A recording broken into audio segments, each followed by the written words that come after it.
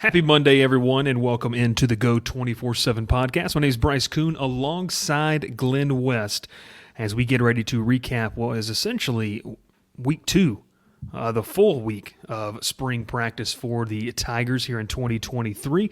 Before we get started, make sure to subscribe to the channel, hit the like button, and let us know down below your thoughts on some of the latest news or the rumblings that Glen did a good job detailing all week. Some of the clips that we were able to put together. Big thanks and shout out to Glen and Dylan for capturing those. That look, Glen, this time of the year, I mean, I remember, when I growing up, my favorite team, I wanted to see, just anything, any type of clip, quarterback working drill, defensive lineman on the sled, like whatever it is. I want to see that. So some good stuff over on the YouTube channel that you're going to want to check out. But Glen, arguably the biggest news of the week kind of dropped 24, 48 hours ago with Jamar Cain heading off to the NFL. I want to start it off with this.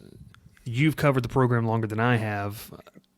Well deserved. I mean, this is a well-deserved promotion for Jamar Cain, going to be a pass rush specialist on Sean Payton's staff with the Denver Broncos. So, the Saints LSU fans might be a little bit torn. The fact that their head coach is out in Denver and plucking a talented guy from LSU, but just kind of what was the feeling? Obviously you had that quick interview that came up about it was kind of the news that broke and then the confirmation. I mean, what was the feeling of a guy with this amount of not only recruiting prowess but coaching, network as well? He's gone, and where does that kind of leave the Tigers right now? Yeah, I mean, it was a bit surprising, to be honest with you. I don't think you can ever be surprised when a coach decides to move on. I would say probably the timing of it was a little bit kind of the surprising part. Look, Jamar Cain's a guy who has been in the college game now for nearly 20 years. I mean, you go back to 2005, and I remember talking with him last year with a bunch of media guys. He was at the University of Ohio, where Joe Burrow's dad was the defensive coordinator, and he was like a graduate assistant under Jimmy Burrow, and pretty much was a big part of Joe's life for about a year there when he was around. So that was a really interesting, cool connection, and he obviously went on to do some really great things in the college game, and certainly most recently here at LSU, not only recruiting wise, bringing in a guy like Deshaun Womack into this recruiting class and securing Quincy Wiggins and all those guys from 2022. So, but development wise, I mean, the defensive line was probably one of the strengths of the team last year, or at least it was supposed to be, until Mason Smith got hurt. And you kind of go through a little bit of change there with Mekhi Wingo getting most of the starts, and Jaquelin Roy and Ali Gay and BJ Ojolari all had pretty productive seasons as pretty much the primary starting group. So this was, I think it's a hit. It's a hit to the program. Certainly going into this spring, they had a lot of positions that are kind of dealing with injuries right now. Certainly the defensive line is no exception to that, and so having him and having that stability there was really, really important. And now he's off to the NFL to coach with Sean Payton, as you said, and certainly leaves I think some kind of immediate concerns in terms of how they're going to operate with that position group kind of moving forward. But certainly in the long term as well. I mean, you're looking at a recruiting class right now that's got an edge, rusher commit and Ahmad Bro, and Kalaj Cobbins is a guy that's technically a linebacker on our service, but is a guy that could play edge as well. And they're certainly in the mix for a number of other defensive linemen, 5-star defensive linemen that we wrote about last week. So, I think this is going to be another situation here where Coach Kelly's tested in terms of his ability to bring in a guy with a really great resume, whether that comes internally or from an outside source. It's going to be really interesting to see how this evolves over the next week or two. Would imagine that I think the one thing about this departure and how it's a little bit different than maybe James Craig, who left, was kind of released in the middle of that offseason a couple of years ago when they brought in Brad Davis, is that there's a little bit more time to where you can really make a good decision here if you're Kelly.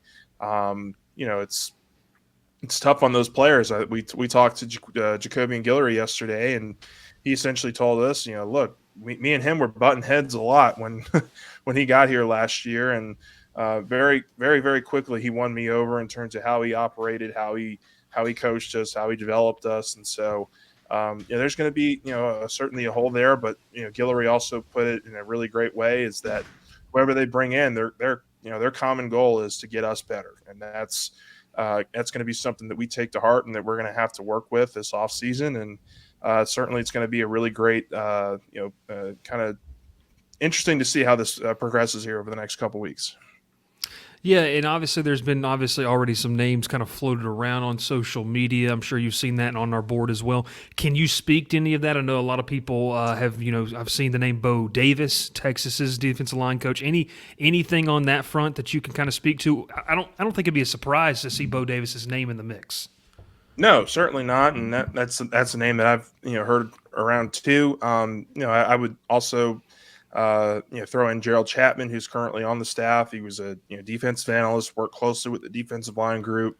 LSU's already proven that, or Coach Kelly's already proven this year that he's not afraid to promote from within.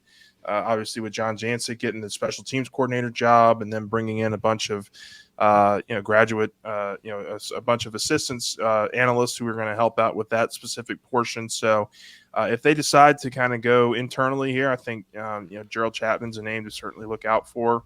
But yeah, I think it's still probably a little bit too early to know exactly which guys they're really zoning in on. I would expect it to be a relatively quick process. Hopefully you can get this new guy in here before the end of spring and kind of get antiquated with some of the players. But this is going to be a real kind of genuine concern, I think, in the immediate future of just the next couple of weeks of getting through spring practice with a bunch of new guys they brought in, a bunch of the transfers that they got in town, and several freshmen who are trying to get antiquated with the roster. And so it's going to take a team effort here, I think, to kind of make sure that you don't let these next couple weeks go to waste in terms of what you're trying to learn defensively.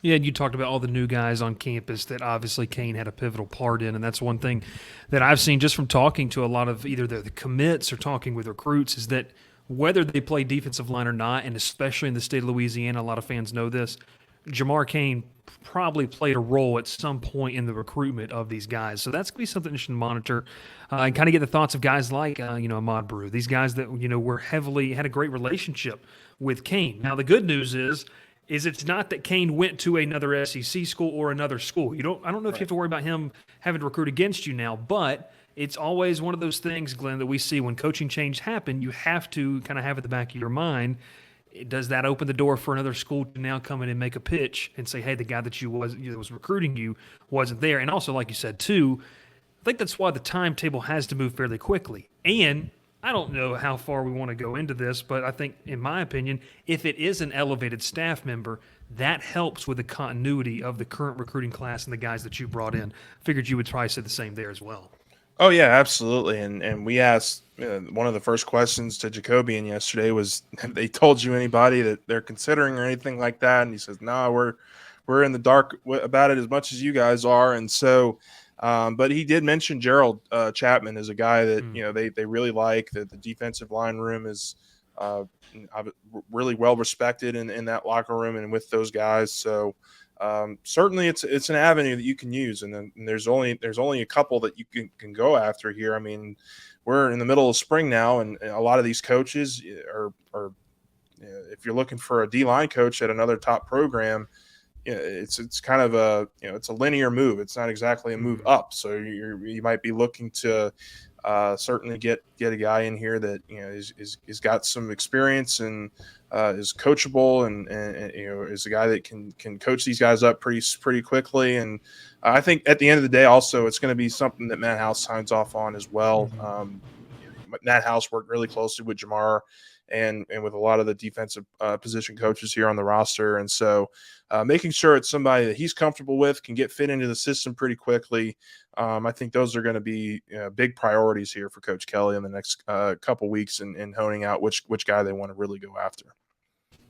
All right, so as we kind of shift from the Jamar Cain conversation, and which is a good one and a valid one to have at this point, we also have to remember there were a lot of topics of conversation that you were able to detail in a couple of articles. And one thing I wanted to kind of touch on, which I know a lot of people were entering the spring, we heard Brian Kelly talking about it in the opening press conference about the offensive line and the lack of depth. And, he made the comment, Glenn, of help is on the way, but it's not going to get here until the summer. And it's some able bodies, some young guys obviously transfer, and Mason Lunsford as well. But right now, is it safe to say that are they struggling to get a really good look on that second team right now? I mean, this juncture, they're still not where they want depth wise. That's why we see how active they are in the recruiting front, why they wanted to bring somebody in, Mason Lunsford in. I mean, what does that look like from a perspective? Is it still pretty thin and let's say there's some stuff left to be desired up front for that second group? Oh yeah, it's certainly very thin, and it's been one of the things that Kelly's talked about a couple times in his first few press conferences with us. You're pretty much looking at a first team right now of Will Campbell, Miles Frazier, Garrett Dellinger, Marlon Martinez is filling in at center, first team center for Charles Turner, who's out, and then Emory Jones as well. And a lot of those guys are flip flopping right now. Emory Jones told us, this week that he's been playing left guard, he's been playing right guard, he's been playing right tackle. Will Campbell, who was a stud left tackle for them last year, has been on the right hand side as well. So there's some continuity stuff. I wouldn't say continuity stuff, but there's some shuffling going around with the first team as well, and that doesn't even get into it's a little bit. It's a little bit noticeable here in terms of just what they have to work with in the second team. I mean, they've converted a defensive lineman, Kels Bush, to the second team, and you've got Bo Bordelon, who's a second-year player, as the second team center, and you've got Kimo McIgnol, who's a backup guard / utility guy that they like to use on the interior. He's playing, but then you've got a bunch of walk-ons there too right now, and that's just kind of where the situation is.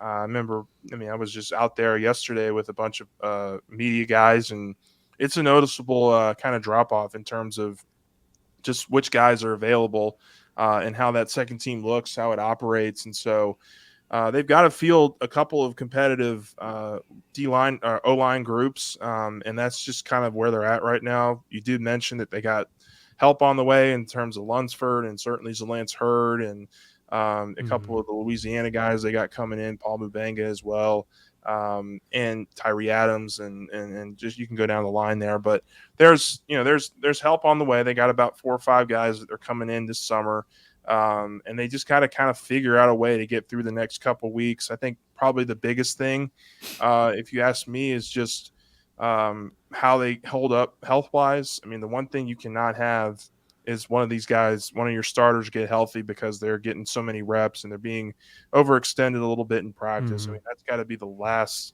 thing that happens to you if you're LSU's offense heading into this offseason. Yeah, it's going to be something interesting to monitor.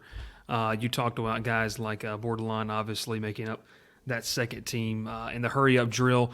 Kels Bush has gone out of necessity from defensive line. And then another name, too, that we just continue to kind of see, float around is Fitzgerald West. And you mentioned, and so did Dylan, kind of in your joint notes, at some point this guy is probably going to have to see some time on the offensive line. He's been working with the D-line. Do you expect to see more reps? And obviously we have to remember, too, you're only seeing a smaller portion of practice. He's probably doing work, that we don't see. So you expect that change maybe to come in and just to give these guys a little bit of a breather and not overextend them. Yeah, it's possible. I've looked at Fitzgerald West a lot in this first couple of practices, and he is a little bit on the smaller side in terms of what you're looking for an offensive lineman. I think that's probably why they made the move for him to go to the D line. He's a big, stout guy, but he's just not a very tall guy. He doesn't have a whole lot of length to him. So I'm not sure if they're really considering moving him back to the O-line. I think the thing in that scenario with these players that you kind of feel like could play both ways, you don't want to just keep flipping and flopping on them, and they're not really great at one thing on one side of the ball. So, just talking with Coach Kelly last week, it was really a one position group where he said there could be some maneuvering is in the secondary where they are very healthy and they have a lot of corners and a lot of safeties. We could probably get into that a little bit, but I don't think that they're going to be flipping and flopping a bunch of guys now on the offensive and defensive line because they know that they've got some help coming. And if they take this time now to put a player there that is only going to be there just out of necessity for a couple of weeks, it really stunts his growth on what they want to do on the other side of the ball. So I don't think that you'll see a whole bunch of cross positioning in terms of on either side of the ball kind of moving forward here. You read my mind. Let's move over to the defensive side of the football and the defensive backs. I wrote on this because I thought it was. I remember I texted you and I said, "Hey, I kind of want to take this as a really interesting part." It's about Denver Harris, and I don't think when we go back to when he transferred and announced he was coming to LSU. Okay, awesome. You're getting a 5-star talent. Like, this kid's a great player. Ran in some trouble. But I think until you get into these press conferences, you kind of forget about the story and what it took to get him to come to LSU. And I wanted to kind of detail some of these things out, and then obviously you were in person, so you can kind of follow up with this. But it stuck out to me the vetting process that Brian Kelly and his staff have. They're not taking talent just because it's out there. They want talented guys, but you have to fit the culture of the program. And I think it speaks to where LSU has grown in this new identity that he wants LSU to be known as a program that is going to have a standard and essentially says we're going to stick to that. We're not going to have someone who's uber talented come in and mess up the culture, the chemistry inside the locker room. That's one thing. And then a guy like Denver Harris, which look, Dylan detailed that he looks really smooth out there. Everything that we've heard and you all have seen, the kid he's living up to the billing. I mean, why the national guys put him in the recruiting rankings. But to see a second chance, to see him get this opportunity, and like Kelly has said, so far so good. I mean, I know it's one thing they're obviously continuing to monitor, and they want this kid in the best environment. And Kelly noted that this atmosphere is a little bit better. I mean, what have you seen from him? And just as a whole, we can get in obviously talking to the piece doing on Sunday about Greg Brooks and all of these new guys. I mean, it's a big overhaul. We've talked about it. But there's a familiar face in Greg Brooks that went through this last year, and then you have these new guys. And I just kind of thought the story about Denver Harris and how he got here and what it took. It wasn't just a let's take you because of the name, the brand of the name. Yeah, I mean, they were very diligent in their process with him, as you kind of outlined there. They've got a couple benchmarks for him to hit in terms of off-field stuff and certainly on the field as well. He's the guy that can be an absolute X factor for this team come fall. I mean, he's got that kind of talent. Former top 10 recruit in 24/7 rankings. You don't just wake out of bed and get that. And I think there's a lot of untapped potential there, and they've got a really, really solid foundation here with Robert Steeples. I think he is going to be a real kind of whisperer in terms of just getting the best out of these corners that he can. Really impressed by what he did in year one with a practically brand new cornerback room. Was able to get those guys up to speed, and I thought they outperformed. They exceeded expectations last year for me. And I think a big part of that has to do with Steeples and his ability to reach these players. You mentioned the atmosphere. I think certainly it's LSU is not afraid to go out of their way to tell you that they're proud of the foundation they were able to establish last year in their first year here under Coach Kelly.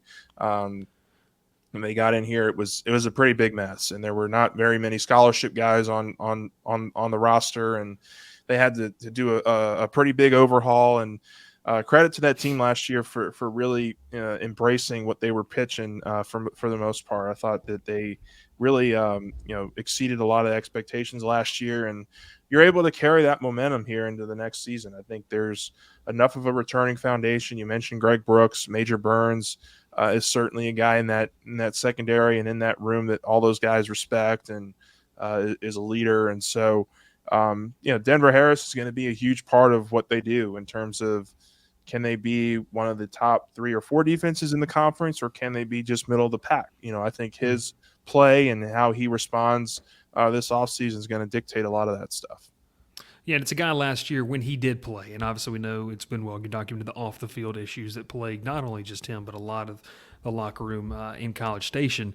When he did play, he played like an all-SEC corner. I mean, this is a guy that, like we talked about, it's never been a question of the talent. You mentioned Zy Alexander, Terrence Welch were the first-team Gunners. Another thing, and I know everyone loves talking about special teams, this stood out to me. Omar Spates, Parashan, and OVO. I'm not even going to try to say it. Gofu. Gofu. I'm going to let you Gofu. guys say it, and I'll just call him O squared or whatever. We'll just give him a nickname on this side of things. But That's good. when I see kick return blocking, it makes me feel good that they're putting veteran guys there.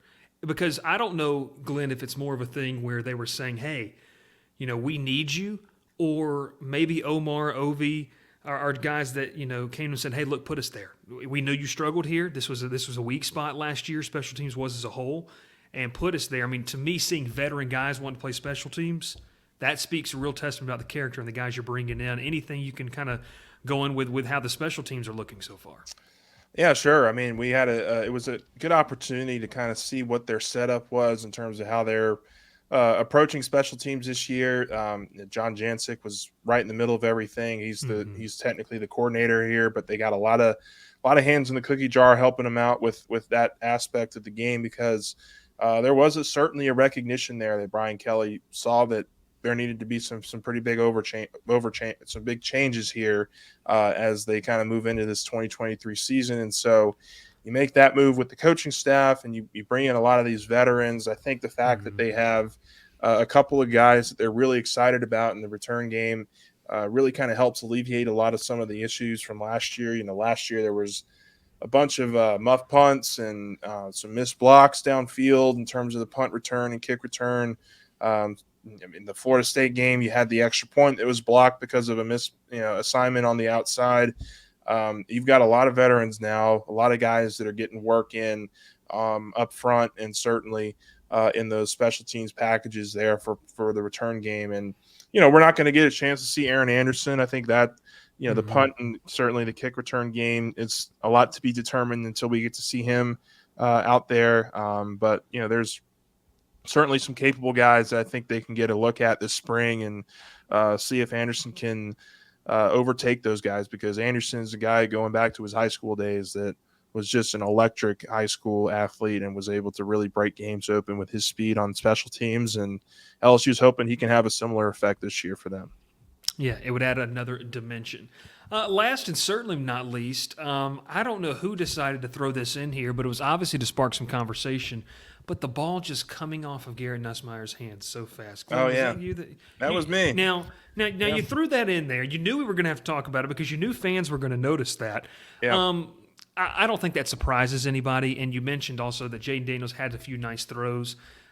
Is it the zip? What is different for fans that can't see it about Nussmeier? I mean, what is it that makes it just different? Yeah, it's the zip, it's the spin, it's the accuracy on the move. I mean, the drill that I was, you can't really write about it unless you're seeing it in person. But the drill I was alluding to was they were doing some drills here where the quarterbacks would roll out to their kind of less dominant side, and it was kind of an awkward throw where they were the right-handed quarterbacks were moving out to their left. And so but Nussmeier was just, I mean, he was throwing it as hard as you could possibly imagine. I mean, it was coming off really nice. I mean, just hitting the guy right in the hands.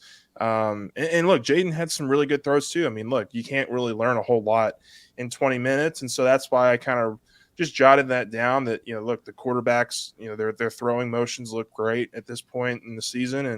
And, I think there's going to be certainly some takeaways in terms of the offseason of how these guys look in the spring. And, they certainly look like they're ready to take another step here in the quarterback room. That was probably the bigger point that I wanted to make in those notes. I think Nussmeier is taking another jump in his game, but I think Jaden Daniels is also starting to realize that, hey, I can be a pretty dynamic passer myself, and I'm going to be really interested to see how those guys look as we get deeper into spring practice, as we get a little bit more of an inside look at what, their offense and how it's operating, how it's grown in the last couple months since the end of the 2022 season. And I just think there's a lot of growing in here that certainly can help this offense take another big step next season.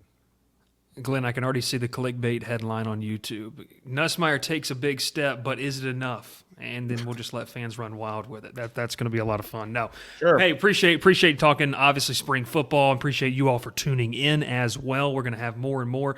Glenn, what's the schedule for this upcoming week? What does it look like? When will you guys be out there? Yeah, so we got a couple more practices coming up. I don't have it pulled up right now, but I think, yeah. So we're gonna have something on Tuesday on March the 20. No, sorry, March the 30th. They don't have access, but they will be out there. And then Saturday, April 1st, is really the next big opportunity. We get a chance to really look at the next week. They're going to be open after period 18, which means we'll probably get an opportunity to really see this group in some 7-on-7, 11-on-11 opportunities up and down the field, which will be really, really fun. Get to talk with Mike Denbrock next week and a couple players as well. So certainly lots more to come. It'll be a little bit more of a lighter week in terms of spring practice, but there's a lot of stuff on the horizon. There's still plenty of practice left to go. Plenty of practice. And before we go, we got to shout out. What a response from baseball. Was really impressed with the response to the doubleheader on Saturday. Any kind of closing comments after you put it? I mean, just unraveling in the top of the 10th inning on Friday, and then they come back out and not only dominate but flex the muscles, show why they're number one in the doubleheader sweep. Yeah, 26-7 over those final two games on Saturday. Just really dominant stuff from the offense in particular. Learned a couple things about the bullpen. I think Garrett Edwards is certainly a guy that you're going to have to lean heavily on moving forward. Griffin Herring's throwing his name into that mix, but I mean, the big takeaway is Dylan Cruz. I mean, he just continues to be just light teams up. And, you know, I wanted to see it happen in SEC play. He's only gotten better in SEC play. I mean, he's just been really seeing the ball well and been very impressed and probably going to be the number one pick. And, you know, there's really not much else to say other than the fact that he's probably the best baseball player LSU's ever had. So it's a really fun season to watch, and I hope it continues. Yeah, and Glenn said this earlier. We don't work directly with the school, but we will say, go get your tickets. Go watch this kid before it gets much more expensive for you to go watch him at the next level, because it's a treat for sure. Depends on where he's playing. Maybe not in Pittsburgh. You never know. Pittsburgh, I don't think that ticket's going for too much. So there you go. I don't know much about Pittsburgh Pirates, but that is Glen West. My name is Bryce Koon. This has been another episode of the Go 24/7 podcast. We appreciate you for tuning in and continuing to hit the subscribe button and grow the numbers as we get closer and closer to that 2,000 subscriber mark, which I have no doubt. My goal is to hit it before the spring game. I'd love to do that. I think we could do that, and that'd be a lot of fun. And we get ready for a summer full of recruiting. And before you know it, Glenn, you and I will be going to lunch in Baton Rouge. I'll be able to actually see you guys in person, and we'll be down there, and it's going to be a lot of fun. Awesome. Can't wait to have you. Go subscribe. Go subscribe. Glen West with what was the poster? I don't remember. I'm going to have to cut this part out because I don't remember. What is it? Uncle Sam or something? Uncle Sam? Yeah. We'll get an edit there. If you have good graphic design skills, change Glen West's face and do that. We'll see you next time on the Go 24/7 podcast. Make sure to subscribe. And if you're listening on audio, make sure to follow us, like us, and follow the podcast anywhere you may need to going forward. We'll see you next time here on the Go 24/7 podcast.